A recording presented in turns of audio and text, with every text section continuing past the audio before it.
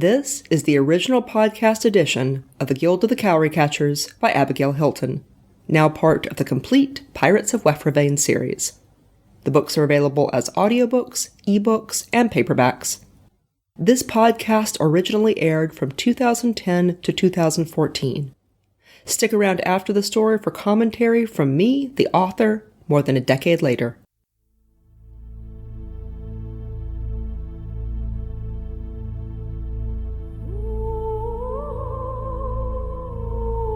The Guild of the Cowry Catchers, a novel of pirates and Panamindorah. Written and narrated by Abigail Hilton. Book 3, Ashes. Warning: this novel was intended for people who shop in the grown-up section of the bookstore. It is not intended for children or young teens. If you need to ask whether you will be offended, you probably will. Episode 1. Now we come to the nadir, the twilight of the tale, where even music stutters, and all words fail. Thessalon Holivar. Ballad. Chapter 1. A Leon. Gerard woke in a dark place. His head was throbbing. He was naked. He knew something bad had happened, but he couldn't remember what. He tried not to remember. He heard voices nearby. Never get that one past inspection. Well, he's got the tattoo. That means it's all right. It means it's legal. It doesn't mean it's all right. Some harbour masters. He's too good to waste in a galley. Look at those legs. He'd run like a Zed. No airships until spring now. Mill, perhaps? Gerard slept again. He dreamed of wind chimes.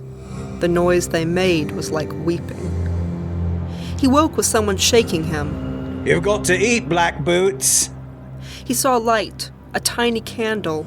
It blinded him. Someone shoved a cup into his hands. Stew.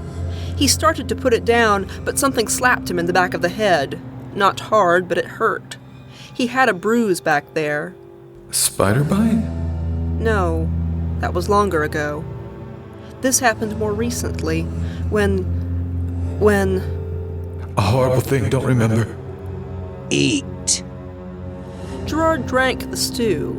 It tasted like ashes and tears. He lay down again. Gerard dreamed that something was searching for him.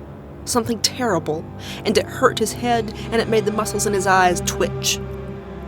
But he dreamed that the thing wandered around inside his head and could not find him, that he changed beyond all recognition, that it looked him in the face and did not know him, and so withdrew, disappointed, still searching. The shot with the stew came several times. Occasionally, Gerard heard voices. He didn't try to make sense of them, or connect the things they said. He may look like a racer, but I think you got a bad deal. He's sick. Didn't they have an outbreak of jungle plague in Malaysia? Yes, but it only killed fawns. Whatever, something's wrong with him. Well, wouldn't something be wrong with you if you woke up in a cage with a Leon tattoo? No one will believe it. He's just too big. I'm telling you, that's the chief inspector's tattoo, and the papers are legitimate. Whoever his enemies are, they have connections. You can sell him anywhere. It would be easier if he didn't look so healthy. We can fix that. Sometime later, Gerard woke with several dozen Shelts holding him down. Easy, Sad Eyes. Hold still. What are you... began Gerard, and then someone slapped him across the face. None of that. Someone was cutting his hair. He could hear the click of shears. He forced his eyes open in the candlelight. He realized that his face was swollen. Someone had beaten him. Several Grishnards were at work on his legs, shaving patches of hair. Gerard stared at them, then suddenly kicked with his claws. They leapt back, unable to hold him down. One Shelt was gripping his arm where Gerard had scratched him. Blood began to ooze between his fingers. Well, that won't work. They tied him.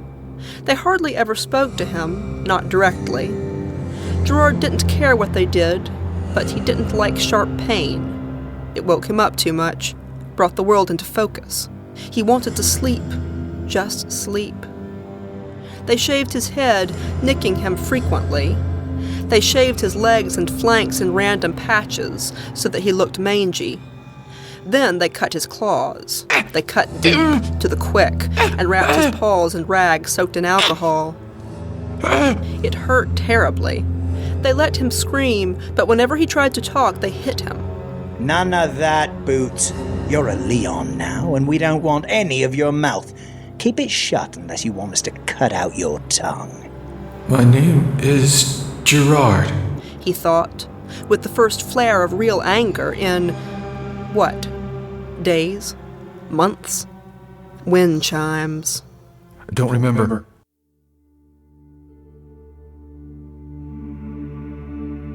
They left him trembling in pain in the corner of his cage, his bloody paws drawn up beneath him. He slept and woke and drank the tasteless stew and slept.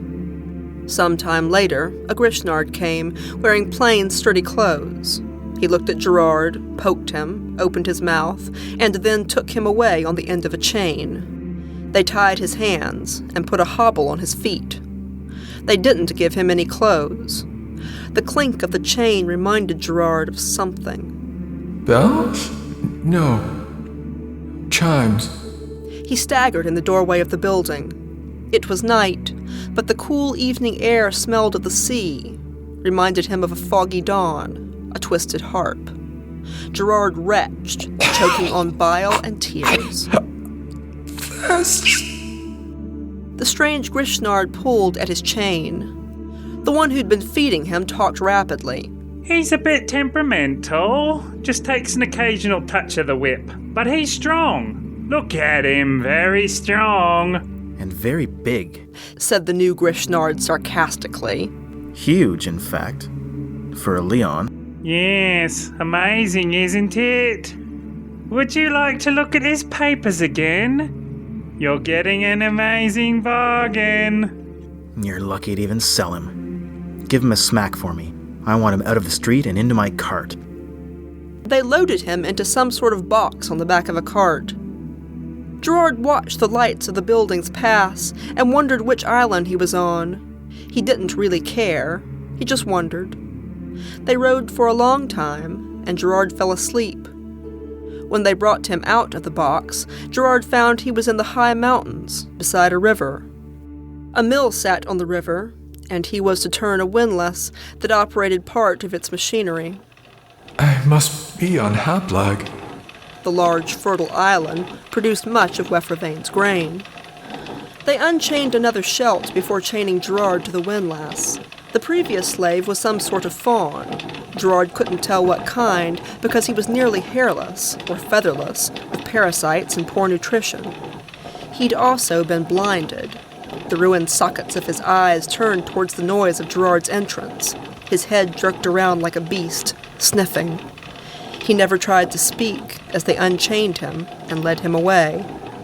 Gerard never saw him again, but the stew they fed him for the next yellow month had tough, ropey bits of meat that Gerard had to chew and chew.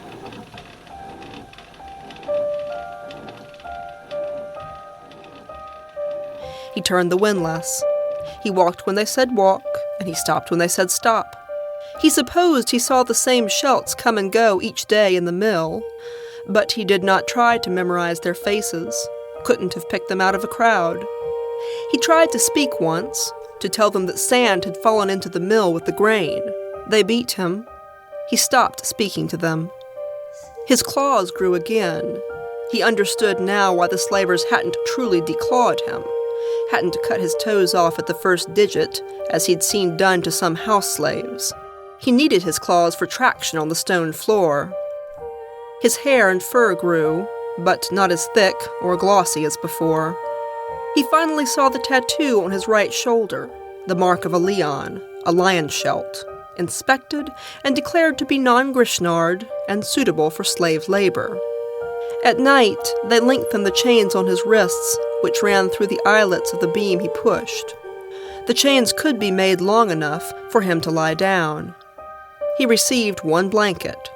He was often cold. It was wintertime, and the mill was high in the mountains. The windlass stood in an open-sided structure, and sometimes snow covered the ground a few paces from where he slept. At first, he slept well in spite of this. All he wanted to do was sleep. He slept even in the daytime, dozing on his feet whenever they didn't need him. But, as one red moon drifted into the next, sleep became more difficult. He had terrible dreams. Sometimes he woke screaming, sometimes sobbing. He saw Thessaline everywhere. Once he thought he saw her at the mill, just a female Grishnard come to pick up flour, but for a moment the back of her head reminded him of Thess. Sometimes his dreams were cruelly sweet. He dreamed she'd come to get him, that she appeared one day and purchased him from the miller, and they ran away to live in the mountains. He even dreamed of Silvio, dreamed he came to the mill, that Gerard had been sold without his knowledge, and he'd been looking for months, that Thess was alive, and they all ran away to the lawless lands. He dreamed that Alcere came, that Gawain came, that Leopard came. But no one came. The cold days slipped away, and Gerard grew thinner. The ration they gave him might have been just enough to sustain a Schelt the size of a fawn, or even a Leon, but it was not enough for a Grishnard, certainly not one of Gerard's size. He sat awake at night, shivering and hungry, tormented by fleas, and thought. Why did you do this, Silvio? Did Morcella make you? Was it Arundel's idea? Did killing me seem too much like an act of mercy? Did you have to prove you were right? Show me once and for all that you're not a nice person? Was it not enough for me to have my heart ripped out in that room? Did you need to give me time to think about it? Lots of time to think and hurt? Did you need to know I died in chains, exhausted and lonely? Gerard wondered what his father had said when he'd heard the news. Did you think Thess and I got what we deserved? Did you shed any tears for us? He wondered if Thessaline had been right about her pregnancy. Did I lose another child as well as my soulmate? Did the wyverns take that too? Gerard was tormented by what-ifs and might-have-beens. Where did I go irrevocably wrong? When did this become inevitable? He thought sometimes that he'd done a horrible thing by ever loving Thessaline. If I had kept my hands off her, she might be on Holovaris right now, my unofficial mother, birthing my bastard siblings.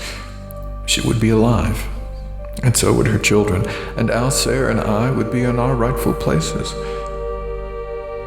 What if I'd obeyed when Silvio told me not to come to Asia Minor? If I'd never read that book, would Thessaline and I have escaped in the spring with a new baby? What if I hadn't saved Gawain? What if I'd tied him up and taken him back to Leklock for Morcella's dragons? Would that have saved Thess? He even wondered what would have happened if Leopard hadn't fallen in love with a faunus from Asia Minor. If Gawain had never been born, might Thessaline be harping, even now, in one of the wealthiest courts in Wefravain, a lovely and dignified queen? What if Silvio had succeeded in killing Leopard all those years ago? Then Gawain might not have had the resources to create the Guild of the Cowry Catchers. Gerard might never have saved his life, never made Morcella angry. What if I'd tried to kill Morcella in her temple that night? What if I'd drawn my sword and struck? Could I have succeeded? Even if the wyvern came out of the pool, and Silvio said they can be killed. Did I doom us all with my cowardice? Sometimes Gerard hated Silvio. I should have let him wash overboard during that storm before Holovaris. He stabbed me for saving him. That should have been a sign. Stupid, stupid Gerard. I should have killed him when I found him poisoned in Mance. That was the last time he told me clearly what he was going to do, and I didn't listen. Alcere was right. I shouldn't have thrown him off the water sprite when it was full of spiders. Why did I do that for someone who kept threatening to kill me? Other times Gerard missed Silvio. He couldn't help it. He missed his jokes, missed his smile, missed the complexity and challenge he'd brought into Gerard's life. You said it would kill you when you had to kill me. Did it? He missed Alcere, missed his warmth and his chatter and the wind of their speed as they flew. He missed feeling like a boy again, that peculiar way Alcere made him feel, the parental way he'd always looked after Gerard. Marcella looked through his eyes at the end, and it destroyed us. That wasn't his fault. He didn't want it. He didn't know. When he was honest with himself, Gerard felt certain Alcere was dead. They probably shot you in the courtyard as soon as they had me down, or maybe you came crashing through the window trying to save me and died on somebody's sword. That would have been like you. More than anything, he missed Thessaline. He missed her smile, her music, that had always soothed and quieted his guilt and fears. He missed her counsel, her body, her love. He felt as though a warm place in his soul had been cut out and filled with vinegar and ice water. He grew desperate to speak, to hear his own voice. He would talk, sometimes, to the wild animals that came to the river to drink at night. And when there were no animals, he began to talk to the moons. I'm going insane. He thought of the blind fawn who'd turned the windlass before him. What would it be like to be trapped inside your own head that way? Did I live all my life on the blood and tears of Schultz like that? Did I eat food made by them, made of them? Sleep in buildings they constructed, serve on ships where they rode? Gerard had always considered himself a merciful person, aware of suffering, correcting it where he could. Now he realized he'd been quite oblivious. He was intensely, achingly lonely. He wondered what Thessaline would have done. And then he knew. He stopped talking to the moons and started talking to the Firebird. He told him about his grief and anger and sorrow, and when he was done with that, he told him stories about Thess and Silvio and Alcere, and even Jalil and his father. That helped. He wasn't sure it meant anything, wasn't sure he believed in the Firebird the way Thessaline had, but it helped. He sang sometimes, too. Gerard's voice was too low to be good for solo singing, and he didn't have the training, but he sang anyway, at night, in the moonlight. Every song he could remember that Thessaline had sung. He was particularly distressed when he couldn't remember the words to some of her songs. He badly wanted to remember the one she'd sung with the Pegasus on the way to Leklock. He could recall some of the tune, but the words had been High Grishnard, ancient and unused, and he'd not understood most of them to begin with. The days began to lengthen, and the nights got a little warmer. The spring rains came. Gerard heard his owners commenting that the rains had been particularly heavy this year. Then one night the river flooded. Chapter 2. The Flood. The river exploded down the mountain, and a roiling wall of snow-melt and debris crashed over its banks and swept through the mill. Gerard barely woke in time to leap onto his beam, but that was as far as his chains would allow him. He stood on the beam and pressed himself against the lee of the windlass. The icy current rose rapidly to his chest. A branch caught him in the ribs and nearly swept him from his perch. Something metal from the mill sliced into his leg. He could hear the voices of the miller and his family, who lived in the upper story of the building. He saw them racing down the stairs, grabbing equipment that had not yet washed away, trying to salvage some of the grain. Gerard shouted for help. He didn't care if they beat him, so long as they didn't leave him in the cold, dark water. He saw the miller hesitate, lantern in hand. Gerard could see the fear and disgust in his eyes. You're going to leave me. Gerard thought numbly. Because you're afraid of me. You've been cruel to me, and you hate me because you've been cruel. You know I could kill you. You'll never let me off this chain. He had a sudden clear memory of that morning after the storm, on the way to Holivaras. We couldn't keep up with the leak last night, Silvio had said. and all of the slaves drowned. I was sad and disgusted. Gerard thought. For about a count of 10, and then I forgot about them. He had some idea of how they must have felt as the water rose around him. Snow was floating in it, bitterly cold. It rose to his chin and hovered there. Gerard was jerked off his feet twice as something caught his chain, and both times he was sure he would never get back to the surface. The chain dragged him down, and the cold water shocked the air from his lungs. The current wrenched him back and forth like a weight at the end of a fishing line. His wrists were on fire. He couldn't feel his fingers or toes or tail. Every time the cold water began to feel disturbingly comfortable, a wave of warmth from some mountain hot spring would churn around him, bringing the pins and needles into his hands and feet. Half my life I've spent at sea, and I'm going to drown in a mill. Sylvia would have thought that was funny. Reflected Gerard as he regained his perch for the second time. Not in a mean way, he just would have appreciated the irony. Even regaining the beam offered little comfort. The mill groaned around him, shifting on its foundations. He wondered whether the whole building might come down on his head, Miller's family and all. Gerard stood in the freezing flood all night, teeth chattering uncontrollably, and at some point he realized he was fighting to survive. If I want to die, all I have to do is take a step. He did not want to. He wanted to live. Morning found the water at chest level and not so icy. The sun came out. The current no longer seemed to be carrying quite as many tree branches, but he remained pressed against the lee of the windlass. Gerard could feel exhaustion like a hand on his shoulders, pushing him down. He caught himself slumping, unable to feel his feet or even his legs. Several times he dozed, and his face slipped beneath the surface. Then he would rise, sputtering and panicking, desperately resolving to stay awake. The water didn't feel cold anymore. It felt warm. He wanted to dip his head and shoulders, get them warm too. Look up, Gerard. No one had spoken directly to him in so long. He blinked. There was a griffin sitting in the rafters of the mill. Not a very big griffin, maybe half-grown. Its feathers were the most beautiful color he'd ever seen. Like beaten gold. So smooth the creature looked like it had been made of metal.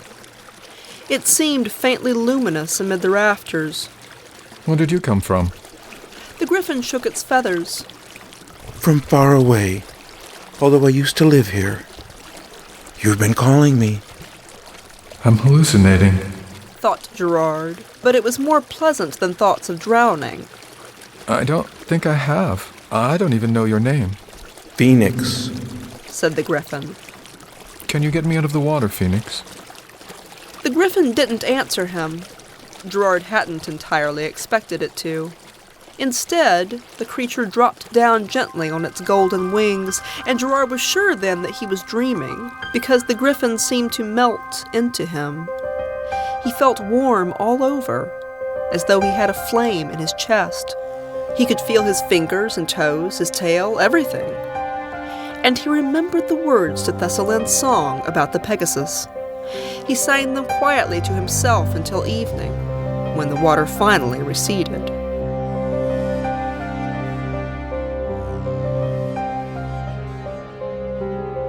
Much later, Gerard was vaguely aware of someone nudging him with a boot. Gerard lay crumpled against the windlass in the ankle-deep water.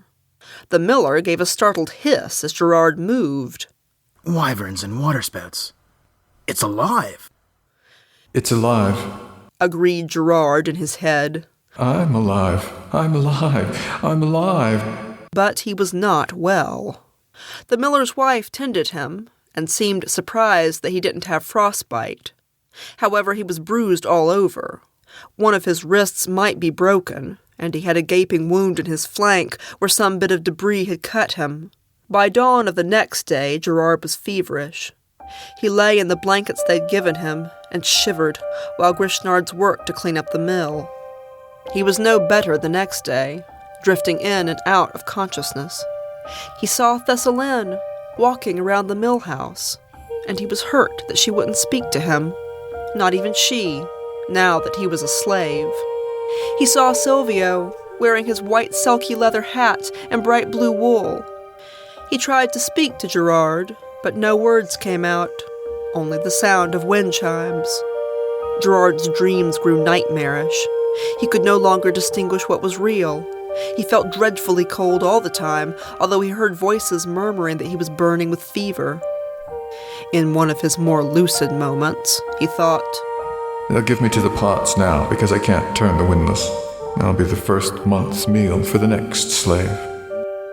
And then he dreamed for a long time, and when he woke it was dark, and he could smell the sea.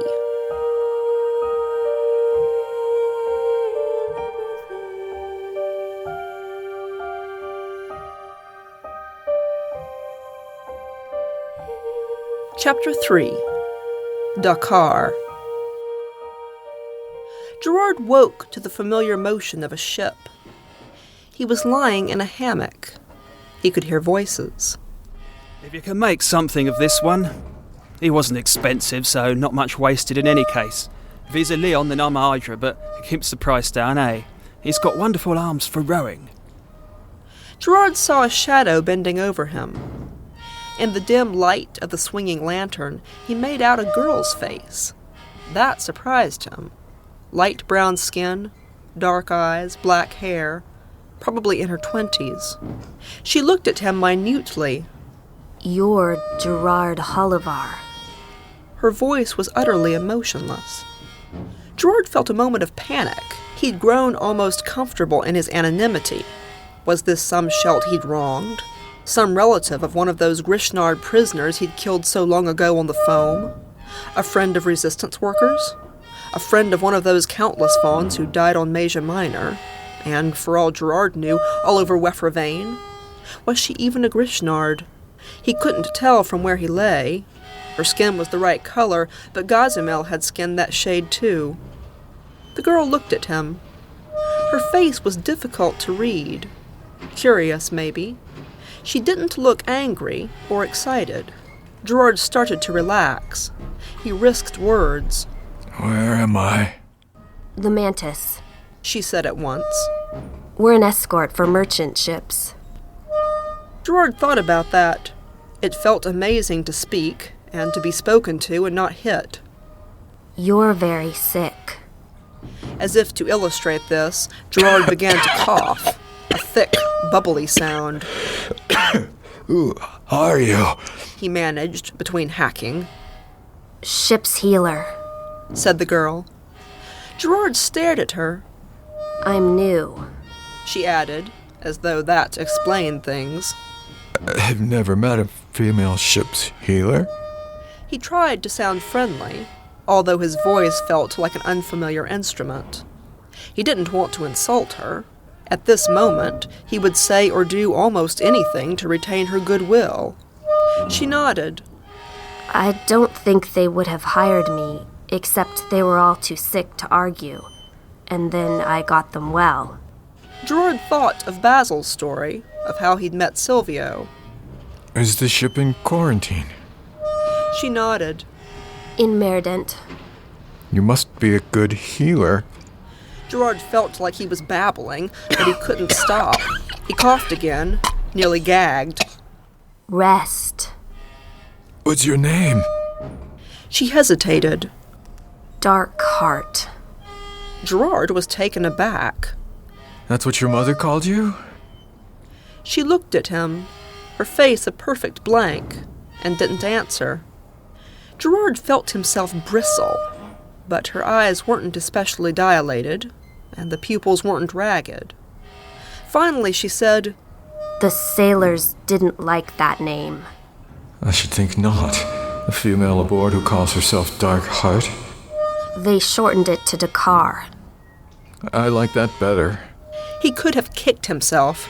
Idiot. Stop blabbering as though you were at a court dinner. You're a galley slave. What should you care what you like? But she didn't seem annoyed. It's a good name, then? It's a name, said Gerard, wondering where in Wefravain she could have come from. It won't frighten sailors, at least. Did you grow up in the Crescent, Dakar?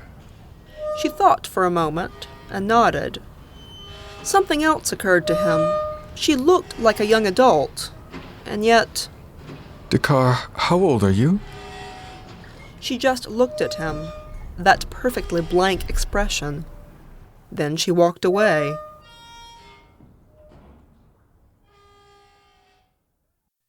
Gerard slept for most of the next few days. He was exhausted from his ordeal, but he had an idea that Dakar, who turned out to be a Grishnard, was dosing him with sleeping drugs.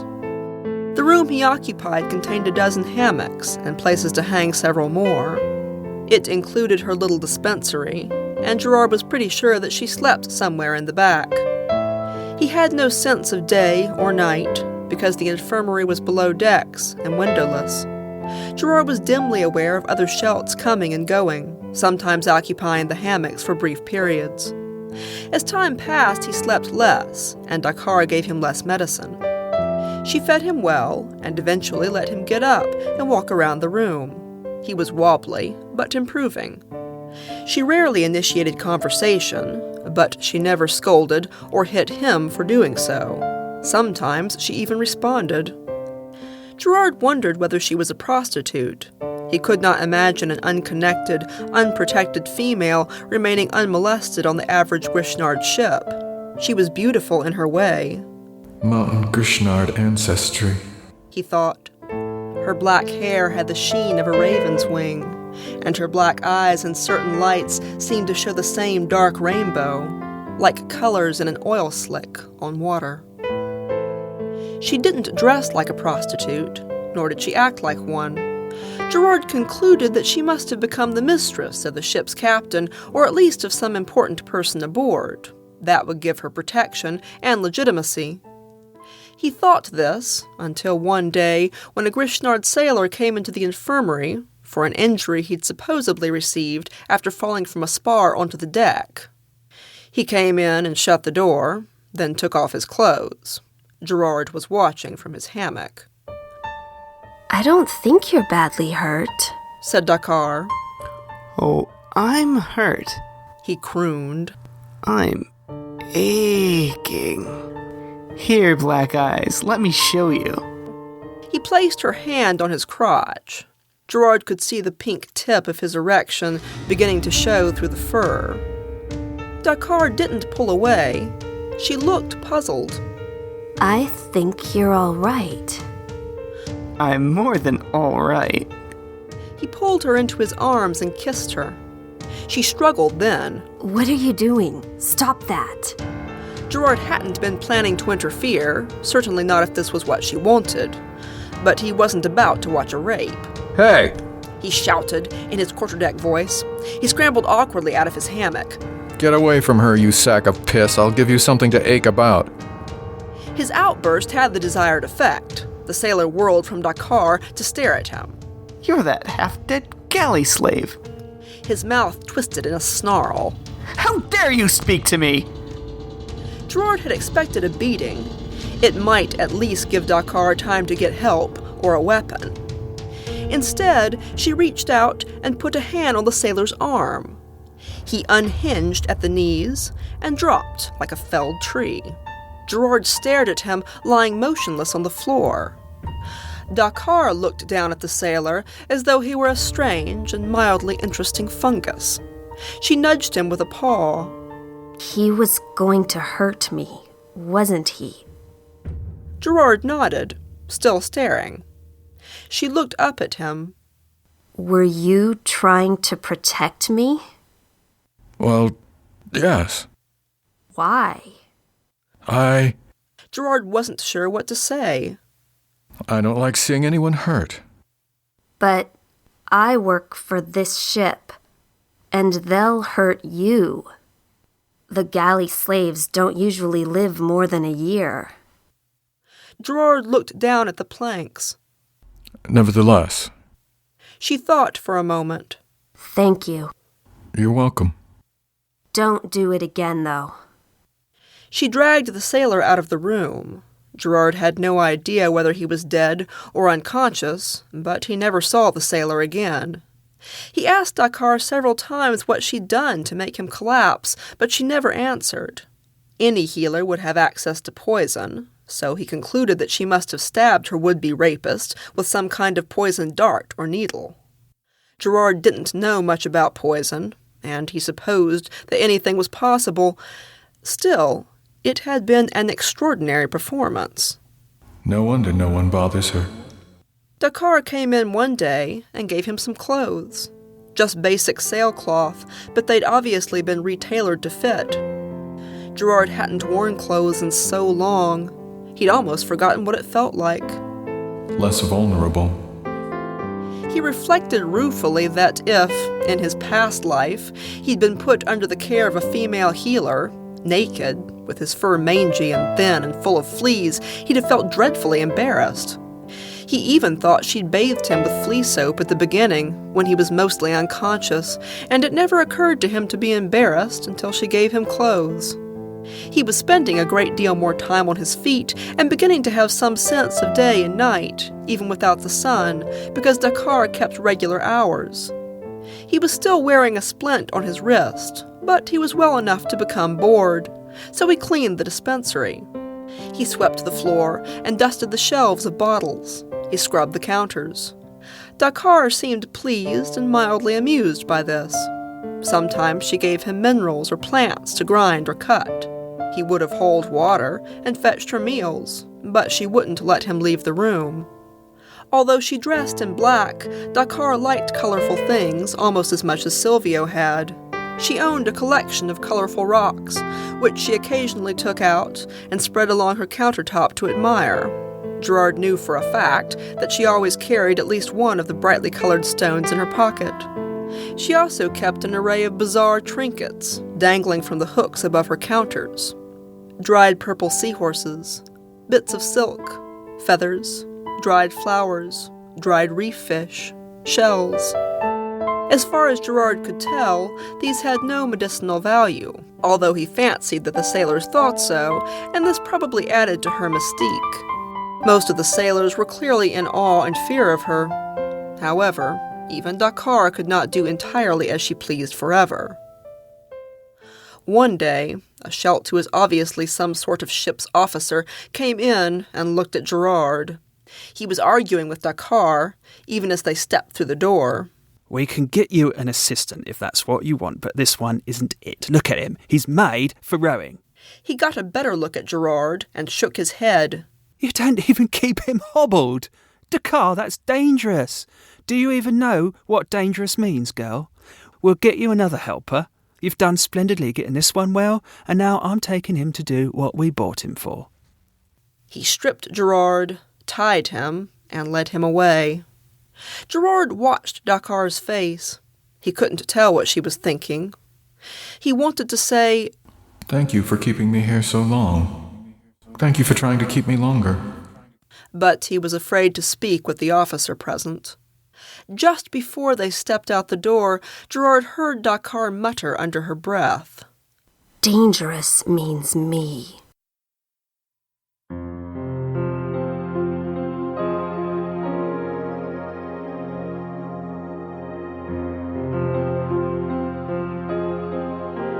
You have been listening to The Guild of the Cowry Catchers by Abigail Hilton. Copyright Abigail Hilton.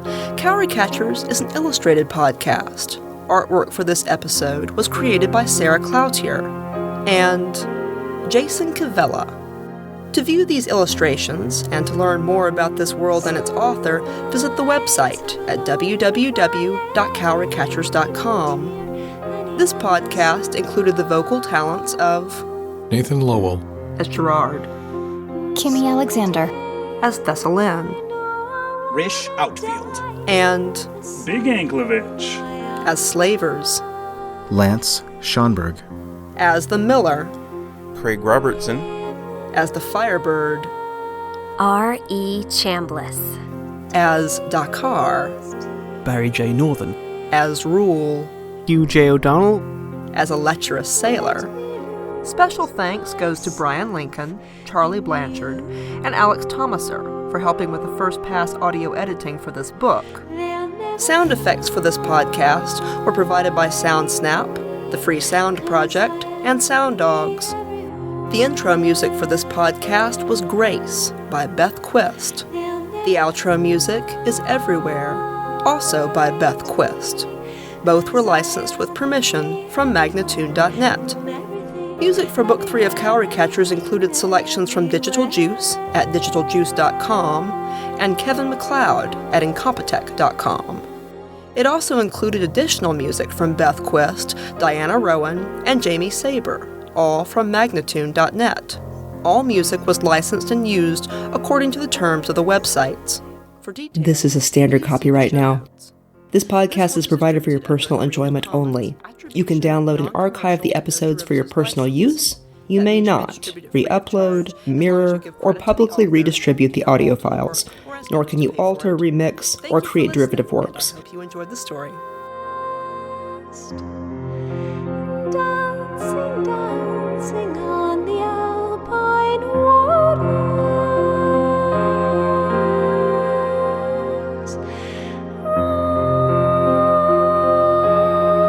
Ride the moonbeam into the galaxies.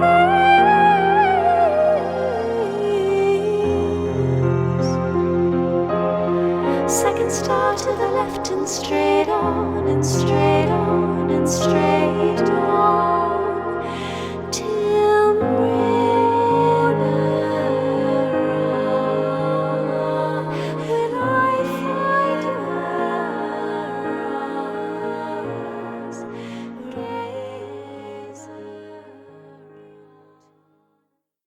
And I'm back. This is 2025 Abby, coming to you with some comments on the episode. So here we are in the third part of the story, kind of the darkest part of the tale. I like the fact that I opened with Thessalin's voice. So she dies in the previous episode, and then the first thing we hear in this one is her voice, which is maybe like a moment of hope, and then it's immediately shattered because this is a quote from the past. I did continue to do story summaries into book 3, but I did not do one on the first episode, which again I think was probably the right call there because, yeah, I like that punch in the gut you get with hearing her voice, and then we just go straight into the story without stopping to have a story so far. Things that are interesting in this episode. We mentioned airships. The people who have bought Gerard talk about the fact that he would be a good runner, he would be a good person to sell to an airship for reasons that are not delineated here. That's interesting to me. I did not realize I had worked out that much of how the airships work, including the fact that they have runners who run on a treadmill or who turn a windlass. But obviously I had, because here we get a mention of it. This will come back in spades in The Scarlet Albatross, which is actually a story about an airship. I think this might be the only episode that intimates that Gerard is supposed to have black feet. They call him Boots, they call him Black Boots, and that's not because he's wearing boots. Obviously at this point he doesn't have any clothes at all. That's because his paws are black. And I'm not sure that even made it into some of the illustrations, but my original character design for him included black paws. And they call him Boots in the way that you would call, like, a pet Boots or a stray cat. You know, they're just, it's not a term of endearment. They're just using a physical trait of his body to describe him or name him. We have also now met Dakar. She is a major character in this story. If you want to see her character portrait, all of the character portraits are on the Discord, and you can find that by going to my Patreon. She is also featured in a lot of the episode art, and again, you can find that by going to my Patreon. Finally, I know I've mentioned it before, but I will mention it again. All of the music for Cowry Catchers was gathered up and put in a few free episodes that you can get from my website. That is shop.abigailhilton.com, and there are a number of free items over there, as well as all of my books and some books that you can't get anywhere else. But the music for Cowry Catchers is one of those items. The art book is also there. I think I mention it in the outro of every episode, but you're probably skipping all the outros at this point, so you may have forgotten. But yeah, the music is really beautiful, and I licensed all of it, paid to license it, to use it as part of the Cowry Catchers production. I'm pretty sure it would be illegal for me to sell the songs in their entirety separately, because that's not how I licensed it. However, it was distributed as a Creative Commons, like I could give away the songs, basically. that is within the license. Or I can use them commercially if it's part of this book's production. So anyway, those songs are free and packaged up together. If you find them pretty and would like to listen to them in their entirety, I would also encourage you to check out the artists and purchase an album or a song if you would like to say thank you to them. That's all I've got for now. I will see you in the next episode.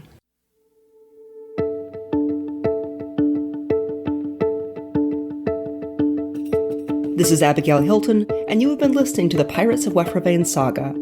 Join me on Patreon for early episodes, long-form interviews, forum access, personal updates, and lots of artwork, including maps and species charts. That's patreon.com/Abigail Hilton. If you want the whole story now with no interruptions and some remastering of the early books for sound quality, you can find the entire series at shop.abigailhilton.com, along with all my other novels. The audiobooks are delivered by BookFunnel. Background music was Hidden Sky by Jamie Sieber, licensed from Magnatune.net circa 2014. The Guild of the Cowry Catchers podcast is an audio adaptation of the Pirates of Wefravain saga, written and produced by Abigail Hilton. Original production copyright 2010, all rights are reserved to the author.